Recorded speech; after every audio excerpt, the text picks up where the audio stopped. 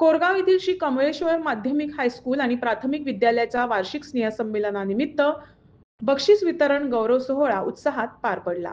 कार्यक्रमास प्रमुख पाहुणे म्हणून प्राध्यापक अनिल सामंत तसेच पत्रकार निवृत्ती शिरोडकर आणि अन्य मान्यवर उपस्थित होते। विविध शैक्षणिक, क्रीडा आणि सांस्कृतिक क्षेत्रात उल्लेखनीय कामगिरी करणाऱ्या विद्यार्थ्यांना या प्रसंगी सन्मानित करण्यात आले।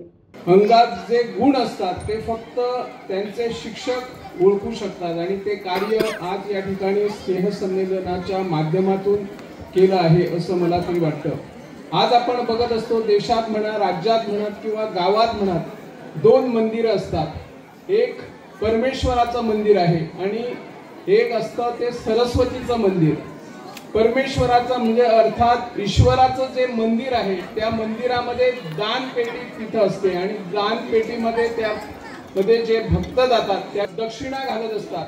परंतु सरस्वतीचं मंदिर आहे त्या मंदिरामधून अप्रत्यक्ष आणि प्रत्यक्ष ज्ञानरूपी जो शिक्षक असतो तो ज्ञानदानाचं कार्य करत असतो।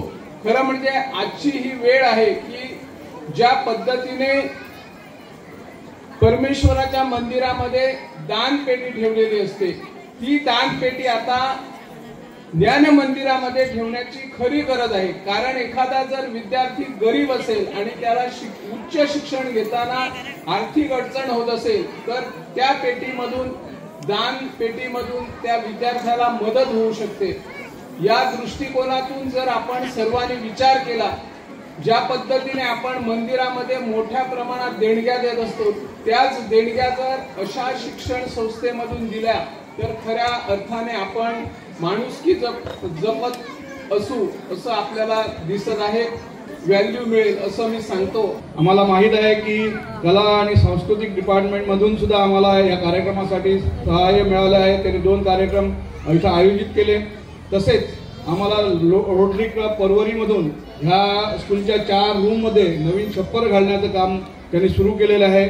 आमच्या माननीय MLA प्रवीण आर्लेकर सरांनी 7 कोटी खर्च करून इथं वॉशरूमची सुविधा केलेली आहे।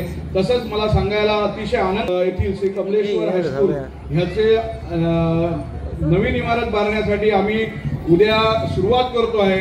एक्झिक्युटिव्ह कमिटीने मला त्याची सर्व जबाबदारी दिली। तुम्हा सर्वांना त्याच्यासाठी मी आमंत्रण देतोय।